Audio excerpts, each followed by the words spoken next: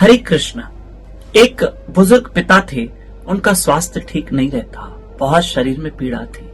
घर में एक बेटा था, बार बार पिता कहते, बेटा मेरी सेवा करो, मेरा ध्यान करो, मुझे भूख लगी है, मुझे खाना दो, मुझे प्यास लगी है, मुझे पानी दो। बेटा कहता, पिताजी मैं कितना करूं, आप बताओ मैं क्या करूं। बार बार पिता अपने बेटे से कहता, तो कभी वो खाना समय पे देता, कभी पानी समय पे देता।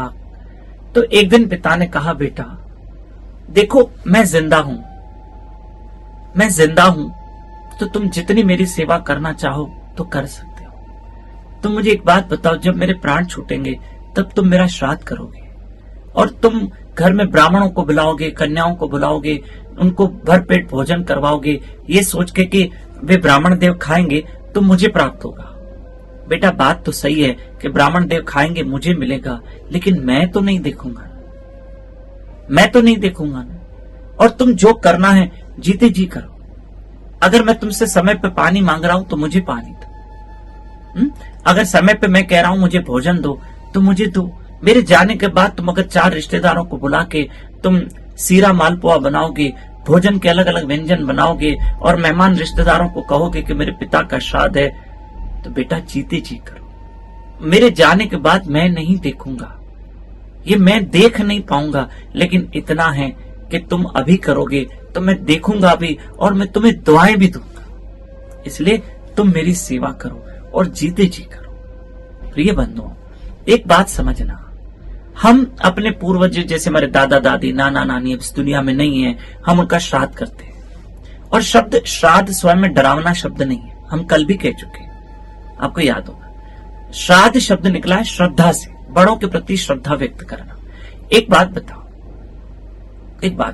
जाने के बाद किसी के लिए कुछ करना, जाने के बाद किसी के लिए कुछ करना, इससे बेहतर है जीते जी करो, उसकी आत्मा को तृप्त करो।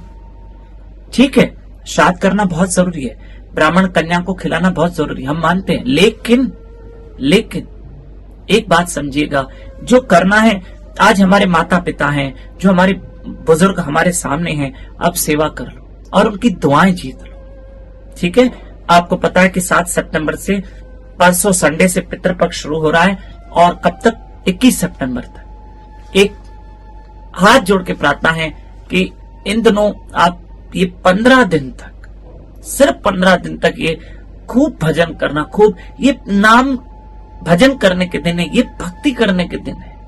हाँ, भक्ति करने के। देखो, इन 15 दिनों में कोई टूर, पिकनिक, यात्राओं पे भी लोग नहीं जाते। ये 15 दिन लोग घर में ही होते हैं। संध्या के समय शुद्ध घी का दिया श्री कृष्ण के आगे अर्पित कर देना और कहना हमारे पितरों का भला हो, और खूब कीर्तन करना, भगवत गीता, भागवत पुराण पढ़ना, और एक सेवा कि पितृ पक्ष है और हम सोए रहेंगे। ये 15 दिन भक्ति के दिन है। हमारे साथ सुबह 4:30 से 5:30 बजे उठिए, हरि कथा सुनिए, हम रोज पितरों को अर्पण करेंगे। जैसे आप भोजन अर्पण करते हो, हाँ, श्राद्ध में अब भजन अर्पण करो। भोजन तो करना है पर भजन करो।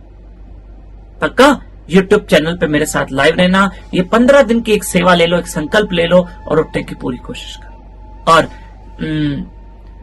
15 सितंबर से 21 सितंबर तक हमारी भागवत कथा भगवान की कृपा से जयपुर शहर में है। ये पूरी डिटेल है आपके सामने। जयपुर आसपास जो लोग रहते हैं जरूर भागवत कथा सुनिए। हरे कृष्ण।